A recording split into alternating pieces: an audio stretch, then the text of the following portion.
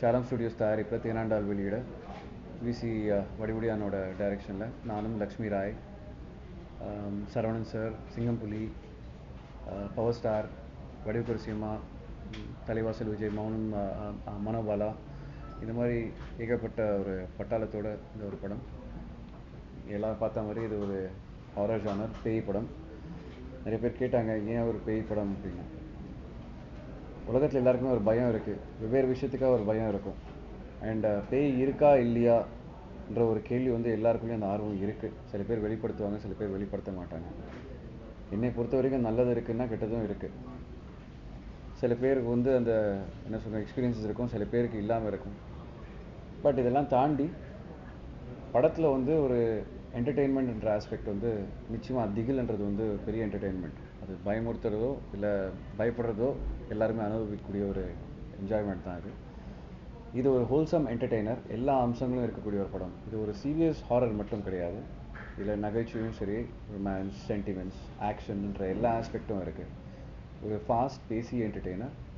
நிச்சயமாக யாருக்கும் போர் அடிக்காது, எல்லாருக்கும் வந்து ஜனரஞ்சமாக இருக்கக்கூடிய ஒரு படமாக இருக்கும்.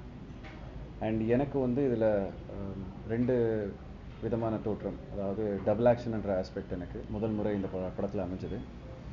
ஒரு ரெகுலரான ஒரு அர்பன் லுக் ஒன்று, இன்னொரு ஆஸ்பெக்ட் வந்து ஒரு அரக்கன் இல்லை மந்திரவாதியோ தாந்திரிகனோ சொல்லலாம், அந்த மாதிரி ஒரு லுக். எனக்கு அது பிடிச்சிருந்தது. என்னோடய ரெண்டு சைட்ஸ் வந்து டிஸ்பிளே பண்ணுறதுக்கான வாய்ப்பு இருந்துச்சு. நம்ம சொல்லுவோம் இல்லையா, நமக்குள்ளே நல்லவன் இருக்கான் கெட்டவன் இருக்கான்னு. ஸோ எனக்கு வந்து இந்த good and the bad side ரெண்டுமே வந்து வெளிப்படுத்துறதுக்கான ஆஸ்பெக்ட் இருந்துச்சு. ஏன்னா படத்தில் ப்ரோட்டாகனிஸ்ட் அண்ட் ஆன்டகனிஸ்ட் ரெண்டுமே நான் தான். நல்லவனும் நான் தான், கெட்டவனும் நான் தான். அது எப்படின்றது தான் நீங்கள் பார்க்கணும். டைரக்டர் ரொம்ப ஒரு fast, hard working, producer friendly, artist friendly, என்ன வேணுன்றது தெரியக்கூடிய ஒரு இயக்குனர். அண்ட் நல்ல வேகத்தோடு ஒர்க் பண்ணியிருக்காரு, இங்கேயும் காம்ப்ரமைஸ் ஆகாமல். நல்ல கிளாரிட்டி இருந்துச்சு ப்ரீ ப்ரொடக்ஷன் பண்ணிக்கிட்டு. அதனால தான் இன்றைக்கி வந்து ப்ரொடியூசர் சைட்லேயும் அவங்க ரொம்ப சந்தோஷமாக இருக்காங்க, ரொம்ப எதிர்பார்ப்பு இருக்குது. அண்ட் மீண்டும் ஒரு இடைவெளிக்கு பிறகு 2 லாங்குவேஜில் ஒரே நேரத்தில் ரிலீஸ் ஆகக்கூடிய ஒரு படமாக இருக்கும். என்னோடய நண்பன் வந்து அதே மாதிரி தான் தமிழ்லையும் தெலுங்குலையும் ரிலீஸ் ஆச்சு. இந்த படம் அதே மாதிரி தமிழ்லையும் தெலுங்குலையும் ஒரே நாளில் ரிலீஸ் ஆகிட்டுருக்கு. அங்கே சிவகங்கான்ற பேரில் ரிலீஸ் ஆகிட்டுருக்கு. So keeping fingers crossed. சில பேர் கேட்பாங்க, உங்களுக்கு பேய்களோட எதனா அனுபவம் இருக்கா அப்படின்னு. சத்தியமாக இல்லை. ஆனால் நானும் வந்து பேய்னா பயந்துருக்கேன். சின்ன வயசுலேருந்து ரொம்ப ஒரு பெரிய பயம் இருந்திருக்கு. ஆனால் ஒரு கட்டத்துக்கு அப்புறம் நிறைய பேய் படங்கள் பார்த்து அந்த பயத்தை தீர்க்கணும்னு ஆசைப்பட்டேன். அப்படி தான் ஒரு சின்ன ஆர்வமும் ஏற்பட்டுச்சு. கோஸ்ட் ஹண்டிங்லாம் கூட போயிருக்கேன், பட் இது வரைக்கும் பார்த்தது கிடையாது. பட் சம்திங் அமானுஷமான சில விஷயங்கள் நடக்குதுன்ற நம்பிக்கை எனக்கு இருக்குது. டியூரிங் த ஷூட் அந்த மாதிரி எந்த விஷயமும் நடந்ததில்லை. தோ லக்ஷ்மி ராய் சொன்னாங்க, அவங்க ஹோட்டலில் அவங்க ஏதோ அமானுஷமான ஒரு விஷயம் ஃபீல் பண்ணேன்னு சொன்னாங்க. பட் எங்கள் ஷூட்டிங் ஸ்பாட்டில் எங்களை பயமுறுத்தினது அவங்க மட்டும்தான். ஏன்னா அடிக்கடி வந்து ஸ்பாட்டில் வந்து ஏதோ ஒரு இடத்துல வந்து மேக்கப் போட்டுட்டு பயமுறுத்திக்கிட்டுலாம் இருப்பாங்க. Very professional artist and it was nice working with her also. அதே மாதிரி கனல் மாஸ்டர், அவரை பற்றி சொல்லணும். ஸ்டண்ட் போர்ஷன்ஸ் எல்லாம் ரொம்ப ஒரு சேலஞ்சிங்கான ஆஸ்பெக்டாக இருந்துச்சு. 10 நாள் ஷூட் பண்ணியிருந்தோம் நாங்கள். அதுவும் அந்த வெயிலில் வெறும் காலில் சண்டை போடுற காட்சிகள் வந்து கஷ்டமாக இருந்துச்சு. ஏன் கஷ்டம் அப்படின்னா, டபுள் ஆக்ஷன் ஃபைட்ஸு, அதுவும் மார்க்கிங்ஸ் இருக்கும், க்ரீன் மேட் ஷாட்ஸ் நிறையா இருக்கும். இல்லாத ஒரு மனுஷன் நினச்சிக்கிட்டு சண்டை போட வேண்டிய கட்டாயங்கள். இதில் ஒரு ஆள் இருக்கும்போது நம்மளோட இம்பேக்ட் வாங்கிட்டாங்கன்னா நம்மளுக்கும் வலி இருக்காது. ஆனால் இல்லைன்னு போது வெறும் காற்றுல வீசிட்டு இருந்தோம்னா ரொம்ப கஷ்டமாக இருக்கும். அதை இமேஜின் பண்ணிக்கணும், நிறைய கேல்குலேஷன்ஸ் இருந்துச்சு. எதனா ஒரு ஷாட் மிஸ் ஆச்சுன்னா அதுக்காக போயிட்டு திரும்பவும் அந்த மேக்கப் ரெடி பண்ணிக்கணும். இந்த மேக்கப் போடுறதுக்கு 1 ஹவர் ஆகும், எடுக்கிறதுக்கு ஒரு 1 ஹவர். ஸோ சில நேரத்தில் வந்து பயங்கர ஓட்டம் இருக்கும். And it very nice. And நிறையா ஹைட்ஸ்லேருந்து ஜம்ப் பண்ணுறது, தொங்க வேண்டிய ஷார்ட்ஸு நிறையா இருந்துச்சு. எந்த பாடி டபுள் இல்லாமல் நாங்களே பண்ணோம். அதே மாதிரி அவங்களும் லக்ஷ்மி ராய் பற்றியும் சொல்லணும். அவங்களுக்கு எந்த பாடி டபுள் இல்லாமல் ஒரு பெண்ணாக இருந்தும் பல ரிஸ்கி ஸ்டண்ட்ஸ் எல்லாம் அவங்களே பண்ணாங்க. அண்ட் சரவணன் சார், இது வரைக்கும் எல்லாருமே வந்து சீரியஸான ஒரு ஆர்டிஸ்ட்டை தான் பார்த்துருப்பாங்க எல்லா படத்துலையும். இந்த படத்தில் முழுக்க அவர் வந்து நகைச்சுவை பண்ணியிருக்காரு. அதே மாதிரி தான் முக்கியமான ஒரு கதாபாத்திரம் சுமன் சார், ஒரு கராட்டே பிளாக் பெல்ட் அவர். ஸோ அவர் கூட சண்டை காட்சிகளில் பண்ணும்போது ரொம்ப இன்ட்ரெஸ்டிங்காக இருந்துச்சு. இந்த ஏஜ்லேயும் அவர் அவ்வளோ ஃபிட்டாக இருப்பார். அவரோட லெக் ரீச் எல்லாம் பார்த்தீங்கன்னா ஷோல்டர் லெவலுக்கு வரும். ஸோ நல்லா இருந்துச்சு அவர் கூட பேர் பண்ணும்போது, அவர் கூட ஃபைட் பண்ணும்போது. It was nice experience. பாடல்கள், கதை சார்ந்த பாடல்கள், தேவையில்லாத சாங்ஸ் கிடையாது. படத்தில் வெறும் 3 பாடல்கள் தான் வரும், ஆல்பமில் 4.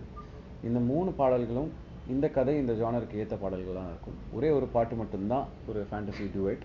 மற்றபடி மற்ற சாங்ஸ் எல்லாமே வந்து சிச்சுவேஷனல் சாங்ஸ். அண்ட் அதனோட விஷுவல் அப்பீலும் நல்லா இருந்திருக்கு. வெல், அது நம்ம இப்படி டிஸ்கிரைப் பண்ண முடியாத ஒரு ஏரியாவை. பணம் என்ன சொல்லுவோம், பணம் பொதுங்கிற ஒரு இடம் அப்படின்னு சொன்னால் சவுகார்பேட்டைன்னு சொல்லுவாங்க. வியாபார ரீதியாக வந்து உயர்வான ஒரு இடம் சொல்லுவாங்க. நிறையா பேர் ஷாப்பிங் அங்கே போகிறவங்க இருக்காங்க. வெறும் பானிபூரியும் வேல்பூரியும் மட்டும் கிடையாது. எப்போ ஒரு இடத்துல வந்து பணம் பொதுங்குதோ அந்த இடத்துல பார்த்தீங்கன்னா என்ன சொல்லுவோம், ஒரு பயமோ இந்த மாதிரி ஒரு ஆஸ்பெக்ட் எடுத்துகிட்டு வரதுக்கு வந்து ரொம்ப யூஸ்ஃபுல்லாக இருக்கும். இந்த கதை வந்து ஒரு கோர் ஆஸ்பெக்ட் வந்து அங்கே நடக்குது, ஒரு சம்பவம் அங்கே நடக்குது. அதனால தான் அது ஜியாகிரபிக்கலாக அது யூஸ் பண்ணிக்கிட்டோம் டைட்டிலுக்கு. பட் இது யாரையும் தவறாகவோ இந்த ஒரு பர்டிகுலர் ஏரியாவை குற்றப்படுத்தவோ அந்த மாதிரி எதுவும் கிடையாது. சவுகார்பேட்டை என்ற டைட்டில் வந்து இந்த படத்துக்கு எந்த அளவு பொருந்தும்? சவுகார்பேட்டை அப்படின்னு எடுத்துக்கிட்டாலே அந்த பணக்காரங்க புழங்குற இடம், அப்புறம் வந்து அந்த பேல்பூரி பானிபூரிலாம் ஃபேமஸான ஒரு இடம், சேட்டுங்க நிறைய வசிக்கிற இடம். அந்த டைட்டிலுக்கும் இந்த படத்தோட டைட்டிலுக்கும் எந்த மாதிரி பொருந்தும் அப்படின்ட்டு? படத்துடைய கதையுடைய களம் வந்து சவுகார்பேட்டை. சவுகார்பேட்டையில் நடக்கிறதா ஸ்கிரிப்ட். கதை பேசும்போதே சவுகார்பேட்டைங்கிறது பணம் பொருள்ற இடம்தான். இப்போ எங்கே பணம் பொருளுதோ அங்கே வைலன்ஸுகள் தொடங்கும். அது பேஸாக இருக்கும், அது பிரச்சனைகளாகும். அது ஹாரர் மூவின்னு சொல்லும்போது அது அது அந்த வருஷனான ஃபீலுக்கு போகும். அது சவுகார்பேட்டைங்கிற டைட்டில் இந்த கதைக்கு ரொம்ப பொருத்தமாக இருந்தது, அதனால தான் ஃபிக்ஸ் பண்ணோம். ஓகே சார், இந்த ஹாரர் மூவி இந்த களத்தை வந்து இந்த படத்துக்குள்ளே எப்படி எடுத்து வந்தீங்க? எந்த மாதிரி நோக்கிய ஒரு கதையாக இருக்குது? ஹாரர் மூவின்னு சொன்னாலே உங்களுக்கு ஒரு பயமுறுத்துகிற ஃபிலிம் இன்னெல்லாம் இருக்குது. ஆனால் அதை மீறியும் ஆர்டிஸ்ட்டுக்கு பெர்ஃபார்முக்கு ஸ்கோரிங்கான ஃபிலிம்ங்கிறது வேணும். ஏன்னா ஸ்ரீகாந்தும் நானும் இணைகிற ஃபஸ்ட்டு ஃபிலிம். அவர் கேரியரில் நிறைய சாஃப்ட் ஃபிலிம் பண்ணிட்டார். அப்போ அவர் பண்ணாத ஒரு வருஷன் இந்த ஃபிலிமில் இருக்கணும்னு தீர்மானமாக நம்பினேன். டூயல் கேரக்டர் பண்ணியிருக்காரு. 2 கேரக்டருமே டோட்டல் ஆப்போசிட்டு. அப்போ இந்த மாதிரி ஒரு ஹாரர் மூவி தொடும்போது ஆர்டிஸ்ட்டுக்கு பெர்ஃபார்முக்கு ஸ்கோரிங் இருக்கணும். அப்புறம் ராயலட்சுமி பார்த்தோன்னா அரண்மனை காஞ்சரா பண்ணாங்க, சாஃப்டாக பண்ணியிருப்பாங்க.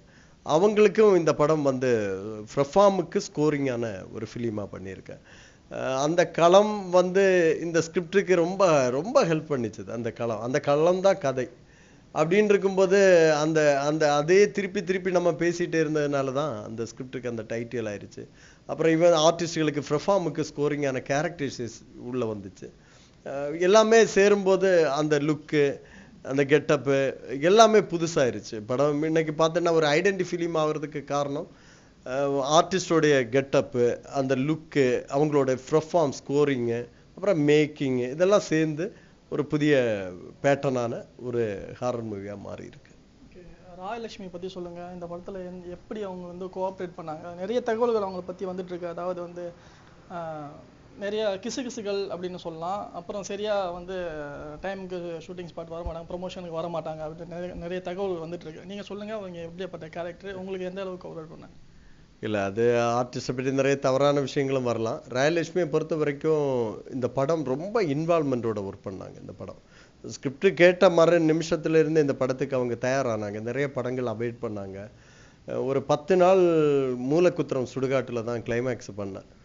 சுடுகாடுனாலே உங்களுக்கு தெரியும், செட்டு போட்டு பண்ணுற சுடுகாடு வேறு, லைவ் சுடுகாடுங்கிறது ஒரு 26 ஏக்கர்ஸில் இருக்குது அந்த சுடுகாடு. ஒரு லைவ் சுடுகாடு, தினமும் 10 புணங்கள் வரக்கூடிய சுடுகாடுன்னு சொல்லும்போது எவ்வளவு ஸ்மெல் இருக்கும், எவ்வளோ டெட்டியாக இருக்கும், எவ்வளவு டஸ்ட் இருக்கும், இதெல்லாம் உங்களால் உணர முடியும். அதை அனுபவிச்சுக்கிட்டு ஒரு கேரக்டர், ஒரு ஆர்டிஸ்ட்டு ஸ்ரீகாந்த் சார் ஆகட்டும், ராயலட்சுமி ஆகட்டும், ஒரு கிட்டத்தட்ட 10 நாள் பல்லெல்லாம் கருப்பு பண்ணிட்டு, உடம்பெல்லாம் கருப்பு பண்ணிட்டு, லென்ஸ் போட்டுட்டு, ப்ரப்பலருடைய காற்றெல்லாம் உடம்புல அடிக்கும்போது அந்த சருகெல்லாம் வந்து அடிக்கும் பாருங்க, ரொம்ப டங்குன்னு இருக்கும். இதெல்லாம் தாங்கிட்டு சில நேரத்தில் இந்த பல்லுக்கெல்லாம் இது விட்டதுனால வந்துட்டு மத்தியானம் பிரேக்கில் கூட போய் சாப்பிட முடியாது. அதுவும் இல்லை, பிரேக் இருக்கும், பிரேக் அதிகம் நான் அந்த ஏன்னா அந்த போர்ஷனை முடிக்கணுங்கிறதுக்காக நிறைய பிரேக்கெல்லாம் அவாய்ட் பண்ணி ஒர்க் பண்ணியிருப்பேன். அப்போ இதெல்லாம் சகிச்சுக்கிட்டு ரோப்பில் தொங்கிட்டு ஒரு 150 அடி ஹைட்டுக்கு இழுத்தோம் ஸ்ரீகாந்தும் லட்சுமி ராய். எல்லாம் பெயின். இந்த ஒரு டூப் இல்லாமல் ஒரு ஆர்டிஸ்ட் படம் பண்ணும்போது ரொம்ப கஷ்டம். இந்த படத்தில் பார்த்தோன்னா 2 பேருமே டூப் இல்லாமல் ஃபைட் பண்ணியிருப்பாங்க. ரொம்ப ஏன்னா உங்களுக்கு ஆர்டினரி ஃபிலிம்னு சொன்னால் ஒரு அடி அடித்தா 5 அடி போனால் போகிறோம், இல்லை 10 அடி.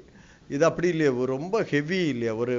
உங்களுக்கு கிளைமேக்ஸ் ஒரு ஆர்டிஸ்டுடைய ஒரு ஒரு ஹாரர் மூவி, அப்போ கிளைமேக்ஸ் எல்லாம் உத்திரமா இருக்கணும் இல்லையா, அதுக்கு நிறைய உழைச்சாங்க. அதெல்லாம் அவங்க பண்ணின கோஆப்ரேஷன் தான் படத்துடைய வெற்றின்னு நினைக்கிறேன். என்னன்னா இன்னைக்கு படம் ஃப்ரீ தியேட்டரில் பார்த்துட்டு அப்படி ஹாப்பி ஆகுறாங்க. அதுக்கு காரணம் என்னன்னா அவங்க உழைச்சதான் ஃபிலிமுக்குள்ளே தெரியுது. நான் அசால்ட்டாக சொல்லலாம், ஒரு இயக்குனராக இருந்துட்டு தலைவா இது ஒரு 150 அடி போகணும், இது போகணும், அது இது இன்னும் நம்ம அசால்ட்டாக சொல்லிடலாம். ஆனால் அது வந்துட்டு ஃபிலிமுக்குள்ளே ஒரு ஆர்டிஸ்ட்டை வச்சு அதை பண்ணும்போது அதுக்கு ரொம்ப ஹார்ட் ஒர்க் இருக்குது.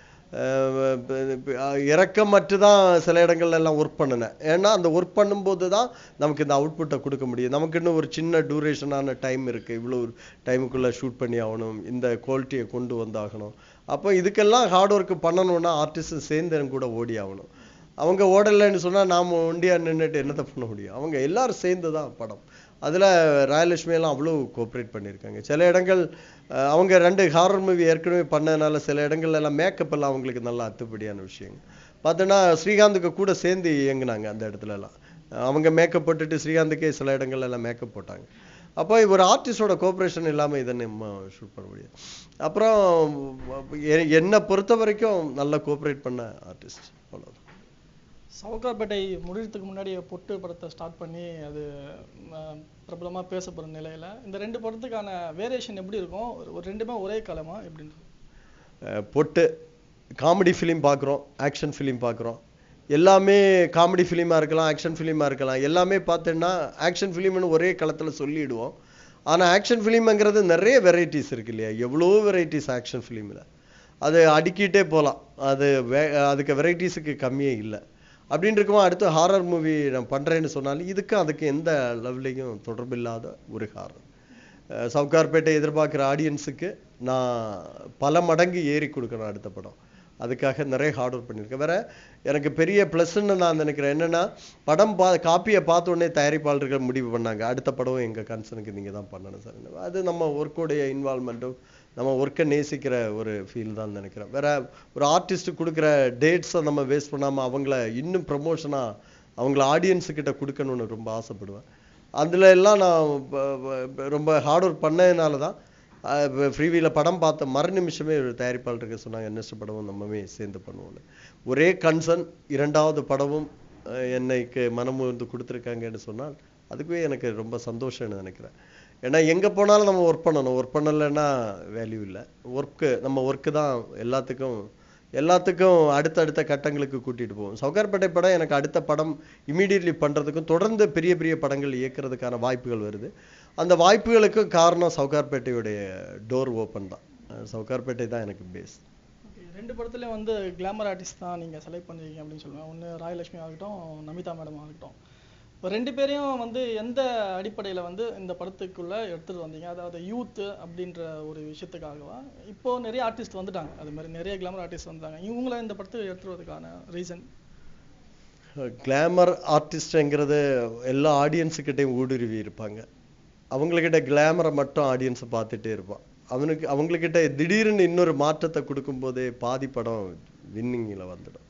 ஏன்னா ஐடென்டி ஆகிடுது, அந்த படம் ஃபிலிம் ஐடென்டிக்கு போயிடுது. நமிதா நான் கதை பேசிகிட்டு இருக்கும்போதே ஃபிக்ஸ் பண்ணேன், இந்த கேரக்டர் நமிதா பண்ணால் பக்காவாக இருக்கும் அப்படின்னு. திடீர்னு போனேன், ஸ்கிரிப்ட் சொன்னோடனே சார் எத்தனை டேட் வேணாலும் தரேன் சார், இந்த படம் நான் பண்ணுறேன்னு. அப்புறம் உடம்பெல்லாம் ஸ்லிம் ஆகிட்டாங்க. வேற இப்போ ஃப்ரெஃபாமெல்லாம் நான் நினச்சேன் நான் படமாக நமிதாவை பார்க்கும்போதெல்லாம் கிளாமராக பார்த்துருக்கோம், பெரிய ஃப்ரெஃபாமெல்லாம் பார்த்ததில்ல. கிளாமராக ஹீரோயின், நல்ல ஹீரோயின், அவ்வளோதான். ஆனால் இந்த படம் நீங்கள் பாருங்களேன், இப்போ நமிதா இப்படி பெர்ஃபார்ம் பண்ணுவாங்களான்னு கேட்பீங்க. ஏன்னா எல்லா ஆர்டிஸ்ட்கிட்டையும் பெர்ஃபார்ம் இருந்துகிட்டே இருக்கும். இயக்குனருக்கு எந்த அளவுகோலுக்கு அது தேவைப்படுதுங்கிறது தான். அது கிளாமரோட நிப்பாட்டுறோமா இல்லை அது பெர்ஃபார்மாக நிப்பாட்டுறோமாங்கிறது தான். அதில் இது நமிதாவுக்கு ஸ்கோரிங் ஃபிலிமு இப்போ பண்ணிகிட்டு இருக்க பொட்டு. பரத் நீங்கள் பார்த்துருப்பீங்க, நிறைய சாஃப்டான ஃபிலிம் நிறைய பண்ணிட்டாரு, காதல் அது இதுன்னு நிறைய பண்ணிட்டாரு. ஆனால் இந்த படம் பாருங்களேன், பரத் இப்படி பெர்ஃபார்ம் பண்ணுவாரான்னு கேட்பீங்க. என்னன்னா அவர் பண்ணாத விஷயம் என்ன இருக்குங்கிறத நம்ம பிடிச்சு ஆடியன்ஸுக்கு கொடுக்குறோம். ஒரு 4-5 கெட்டப் அவருக்கு, ஒரு லேடி கெட்டப்பு பெருசா இருக்கும். அவருக்கு பெரிய மாஸ் ஸ்கோரிங்கா இருக்கும்.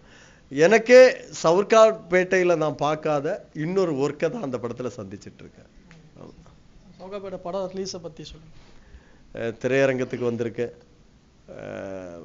ஃப்ரீவி பார்த்த எல்லாரும் பெரிய ஹாப்பியானாங்க. ஆடியன்ஸான நீங்க.